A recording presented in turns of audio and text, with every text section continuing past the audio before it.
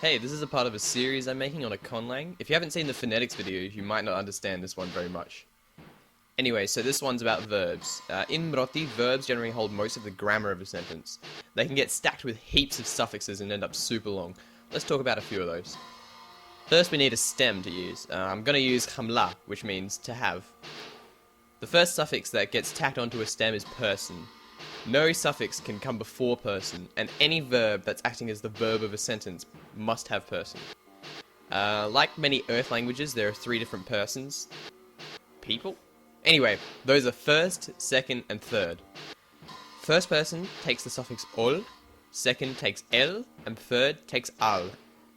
So I have would be khamla ol, you have would be khamla el, and he, she, or it has is khamla al. Since there's no grammatical gender in Mroti, I'm going to refer to third person singular as it, even for people, as Mroti has no grammatical distinction between human and inhuman either. The next suffix is number. This comes right after person, it's super simple, single or plural. For single, you don't even need to add anything. A verb without any number suffix is automatically single. Plural verbs have I on the end. Thus, we have is khamla oli, y'all have is khamla eli, and they have is khamla ali. The next suffix is tense. Future tense in Mroti is actually signified at the start of a sentence, so I'll talk about that one some other time. Verbs without tense suffixes are automatically present, so that just leaves past tense. All the verbs in the Mroti lexicon fit into 2 groups, those that take the bo suffix and those that take one. As I make more of these videos, you'll find that many things in Mroti culture are split into 2 parts. Generally, bo verbs refer to more emotional, instinctive, or natural actions, whereas one verbs tend to be more voluntary or premeditated. These aren't hard and fast rules, and one can still be generally understood when using the wrong suffix. Khamla is a bo verb, and khadid, to say, is an one verb.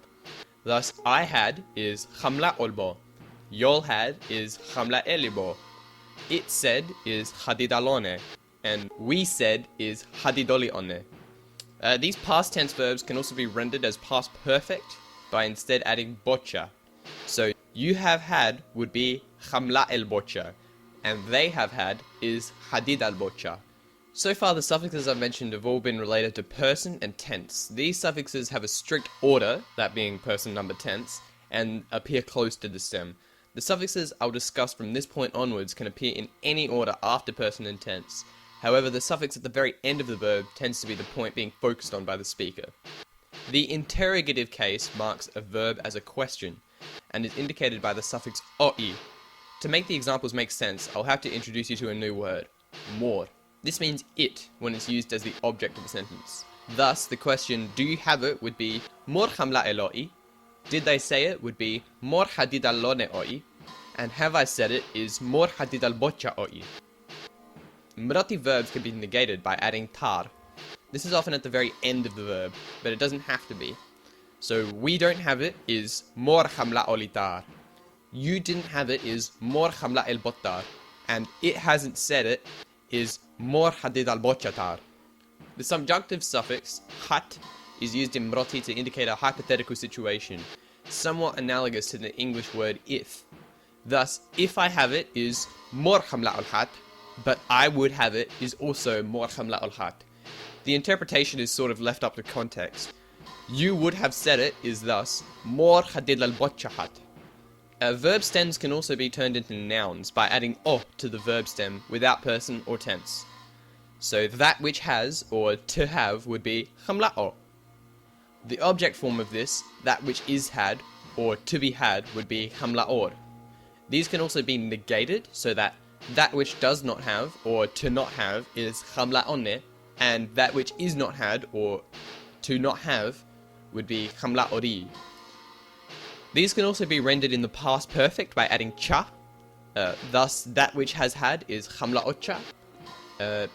That which has been had is khamla orcha.